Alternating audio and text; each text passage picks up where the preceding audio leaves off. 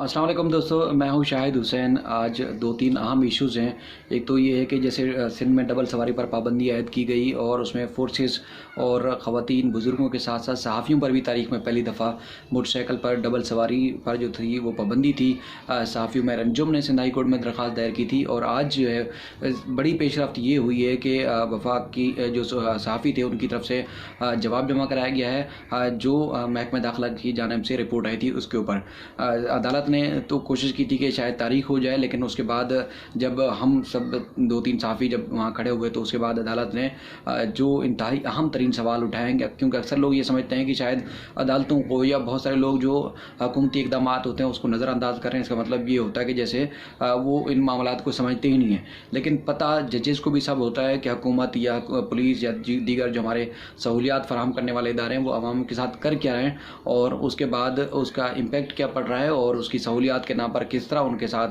जुल्म ज़्यादती होती है। अदालतों को भी सब मालूम होता है। तो आज उसी चीज़ का सबूत दिया जस्टिस मोहम्मद अली मज़हर ने, जब हमने उनसे कहा कि पुलिस एहलकार डबल सवारी पर उनको पाबंदी है उसके बावजूद भी घूम रहे हैं, तो उसमें अदालत ने जस्टिस मोहम्मद अली मज़हर ने पुलिस पर, जिसमें फोकल पर्सन थे लीगल डिपार्टमेंट के पुलिस के, और उसके बाद जवाद डेरो महकमा दाखिला जो सरकारी वकील थे यानी कि एडिशनल एडवोकेट जनरल सिंध, उनकी सख्त साजिश की और अदालत ने कहा कि कोई ऐसा केस बता दें जिनको मोटरसाइकिल की डबल सवारी की वजह से उनको कोरोना रिपोर्ट हुआ हो, या कोई ऐसा केस बता दें जो इस तरह के मामलात रिपोर्ट हुई हों। अदालत ने अपने रिमार्क्स में कहा कि कानून जो है इंसान के लिए बनाया जाता है, इंसान कानून के लिए नहीं बनाया गया है। ये इंतहाई तारीखी और सख्त बात थी सिंध हुकूमत के लिए, क्योंकि कानून साजी आप अक्सर आए रोज़ देखते हैं लेकिन उस पर अमल दरामद ना होने के बराबर होता है। तो अदालत की जानिब से ये पहली बार इतनी सख्त बात की गई सिंध हुकूमत की तरफ से सिंध हुकूमत के लिए, जिसमें अदालत ने ये करार दिया कि जिस तरह डबल सवारी पर पाबंदी आयद की हुकूमत ने उस वक्त इन चीज़ों को मद्देनज़र नहीं रखा कि किन के लिए क्या मुश्किलात होंगी। अदालत ने कहा कि हुकूमत सिंध को कह दें कि इस तरह की मुश्किलात, इस तरह की आइन साजी ना करें जिससे शहरियों को मुश्किलात का सामना करना पड़े। अदालत ने अपने रिमार्क्स में ये भी कहा कि अगर इस तरह डबल सवारी पर पाबंदी आयद कर दी उसके बाद फिर अगर किसी को एमरजेंसी होगी तो इस एमरजेंसी की सूरत में वो क्या करेगा। क्या हर घर के बाहर इस कोरोना वबा जैसी और इस तरह संगीन सूरत हाल में क्या हर घर के बाहर जो है वो सिंध हुकूमत ने कोई एम्बुलेंसें खड़ी कर दी हैं। अदालत ने कहा कि बहुत सारी मुश्किलात हो रही हैं। हम भी जब सड़क पर बाहर निकलते हैं तो सारे फोर्सेस के लोग जो है मोटरसाइकिल की डबल सवारी पर जो है वो घूम रहे होते हैं, लेकिन उनको कोई नहीं पूछता। जब उनको कोई नहीं पूछता तो फिर इस तरह सहाफ़ियों के ऊपर और आम लोगों के ऊपर जब डबल सवारी पर पाबंदी आयद कर दी गई है तो उनके ऊपर क्या बीतेगी। अदालत ने अपने रिमार्क्स में कहा कि अगर किसी को दिल का आर्जा लाहक हो गया और अगर क्या सिंध हुकूमत ने इस तरह का निज़ाम बना दिया है कि फौरी फ़ोन करोगे क्या फौरी जो है वो एम्बुलेंस पहुंच जाएगी उसकी मदद के लिए, ऐसा नहीं है तो फिर ये डबल सवारी पर पाबंदी से पहले हुकूमत ने सोचा क्यों नहीं था। अदालत ने एक और भी अहम सवाल उठाया है इस डबल सवारी के हवाले से कि जब लॉकडाउन किया गया था तो उस वक्त डबल सवारी का कोई जिक्र नहीं था कि किस किस के ऊपर पाबंदी होगी और किस के ऊपर नहीं होगी, लेकिन उसके बाद क्या ऐसी नौबत आई कि हुकूमत को मोटरसाइकिल की डबल सवारी पर पाबंदी करना पड़ी। जवाद डेरो जो कि एडिशनल एडवोकेट है, उन्होंने कहा कि डबल सवारी पर जो पाबंदी आयद की गई थी उसकी खिलाफ वर्जी की गई, उसका जो है वो मिसयूज़ किया गया। इस वजह से दोबारा नोटिफिकेशन निकाल कर जो है वो सहाफ़ियों को भी डबल सवारी पर पाबंदी आयद की गई। उसके अलावा पुलिस और फोर्सेस के ऊपर भी पाबंदी आयद कर दी गई, जिस पर अदालत ने कहा,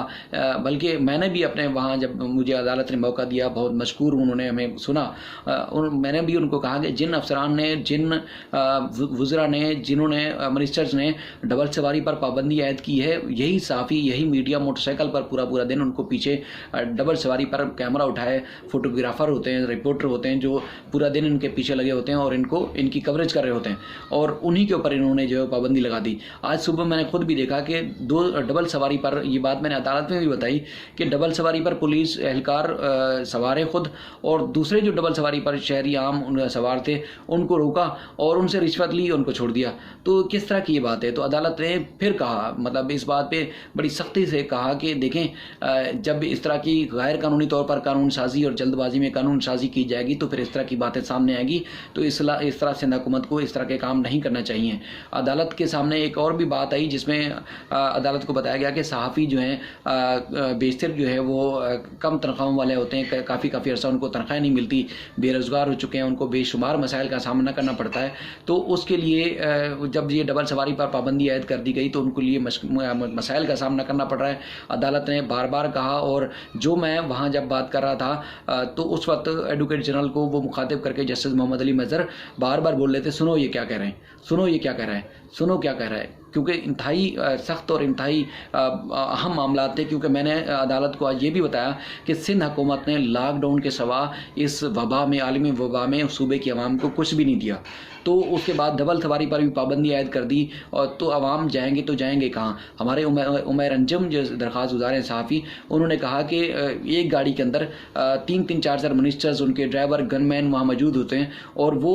एक गाड़ी के अंदर जब सवार हो जाते हैं तो उनको कोरोना नहीं लगता, बल्कि जब ओपन फिजा में जो लोग सहाफ़ी सफ़र कर रहे होते हैं मोटरसाइकिल के ऊपर और उन्हीं की कवरेज के लिए जा रहे होते हैं, तो उसके ऊपर जो है वो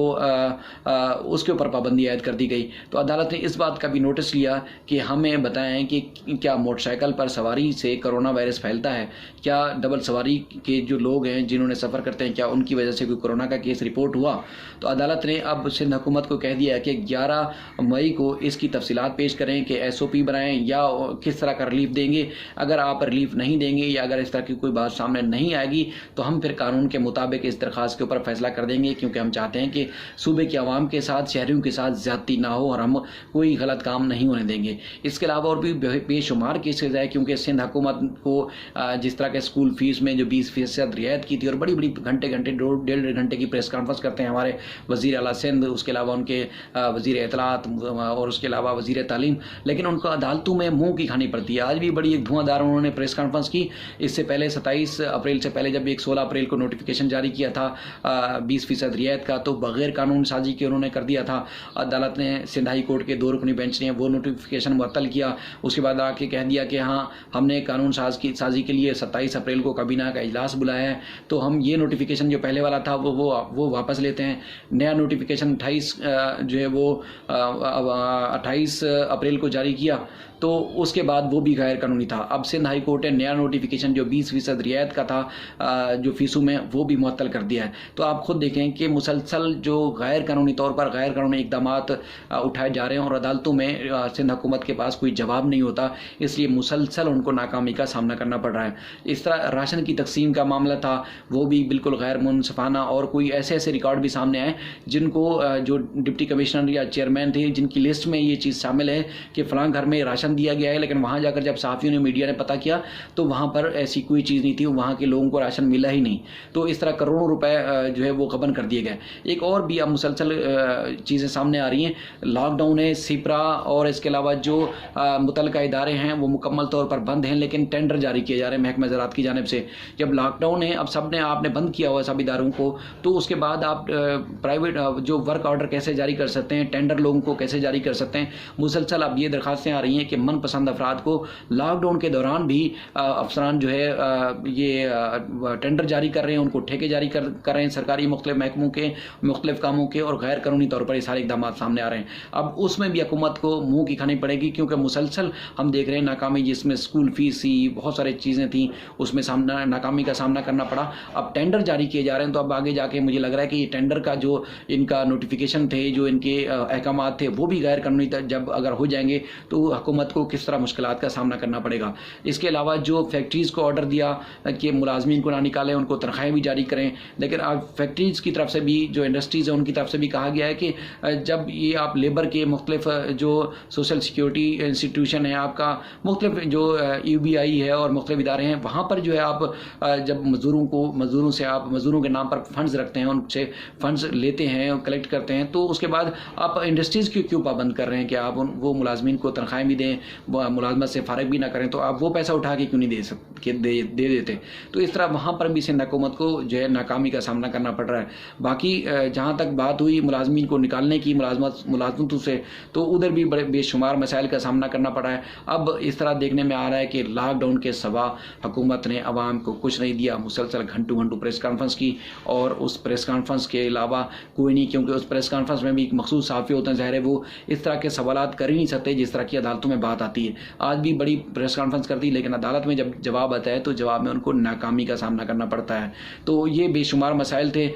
मैंने कोशिश की जो अदालतों में 1-1.5 मिनट की खबर में, क्योंकि हम भी ब्रीफ नहीं कर पाते, तो कोशिश की कि वीडियो के ज़रिए मैं आपको बताऊँ, ताकि आप बाखबर हैं, क्योंकि हमारी अदालतें और हमारा कानून जो है वो सलामत है, अदालतें काम कर रही हैं। लॉकडाउन के दौरान भी अगर सूबे की आवाम के साथ अगर कहीं नाइंसाफ़ी होती है तो सिंध हाई कोर्ट, हमारे सुप्रीम कोर्ट इंसाफ करने के लिए मौजूद हैं। लोग अक्सर मायूस हो जाते हैं अदालतों से, लेकिन मैं उनको हमेशा उम्मीद दिलाता हूँ कि आप अदालत से रजू करेंगे तो आपको हर सूरत इंसाफ मिलेगा। बाकी हमारे जो मुख्तलिफ इदारे हैं, ब्यूरोक्रेसी है या हुकूमती नुमाइंदे, वो आवाम को कुछ देने के बजाय उनसे लेने के लिए दरपे होते हैं। इसलिए अगर किसी के साथ नाइंसाफ़ी होती है तो आप अदालत से रजू करें। अदालत का फोरम खुला हुआ है, अदालत आपको इंसाफ देगी। हमने भी इसी तरह डबल सवारी पर पाबंदी थी तो सिर्फ सहाफ़ियों का मसला नहीं उठाया, बल्कि पूरी आवाम का मुद्दा वहाँ केस सामने रखा। उम्मीद है उस पर भी जल्द फैसला होगा और जो हुकूमत का फैसला था जो एक डबल सवारी पर पाबंदी का, उसमें उनको नाकामी का सामना करना पड़ेगा। बहुत शुक्रिया।